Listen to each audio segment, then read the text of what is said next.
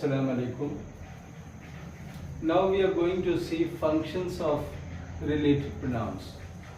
Relative pronoun के क्या function हैं, सेंटेंस में किस तरह से फंक्शन करते हैं, we are going to see.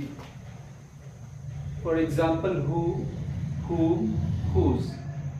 who के ही तीन फॉर्म हैं. who सब्जेक्ट के रूप में काम करता है. who में सिर्फ m लगा देंगे. whom जो ऑब्जेक्ट के रूप में काम करता है. और who का ही फॉर्म है WHOSE लगा देते हैं. तो whose किसका. who यानी कौन, who माने किसको, whose माने किसका. और which और that ये दोनों नॉन लिविंग्स के लिए, ऑब्जेक्ट के लिए काम करते हैं. रिलेटिव प्रोनाउन से मतलब है ये कॉम्प्लेक्स सेंटेंस में रिलेटिव क्लॉज को हम एडजेक्टिव क्लॉज भी कहते हैं. रिलेटिव प्रोनाउन से ये रिलेटिव क्लॉज बनते हैं जिसको एडजेक्टिव क्लॉज भी कहते हैं, जो किसी नाउन को डिफाइन करता है. से देखें एज ए सब्जेक्ट, इस रिलेटिव क्लॉज के सब्जेक्ट के रूप में ये काम कर रहा है. The boy who is standing there. अब द बॉय को डिफाइन किया गया. हु इज स्टैंडिंग देयर, जो वहां खड़ा है, इज माई ब्रदर, मेरा भाई.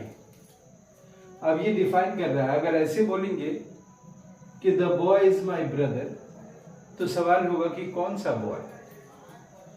अगर कई लड़के खड़े हैं, कहें the boy is my brother, तो ये बात स्पष्ट नहीं हो पाएगी. इसलिए ये डिफाइनिंग क्लॉज देना आवश्यक है. ये नेसेसरी क्लॉज है. The boy who is standing there is my brother. अब दिखा दिए कि कहाँ पे वो खड़ा है. यहाँ हु जो है ये एज ए सब्जेक्ट काम करता है इस रिलेटिव क्लॉज में, इसलिए इसको हम रिलेटिव प्रोनाउन कहते हैं. दूसरा एग्जांपल देखें. As an object of a verb. अब ये वर्ब के ऑब्जेक्ट के रूप में काम करता है. पहले ही बताया जा चुका है कि सब्जेक्ट का मतलब है जो वर्ब का सब्जेक्ट हो.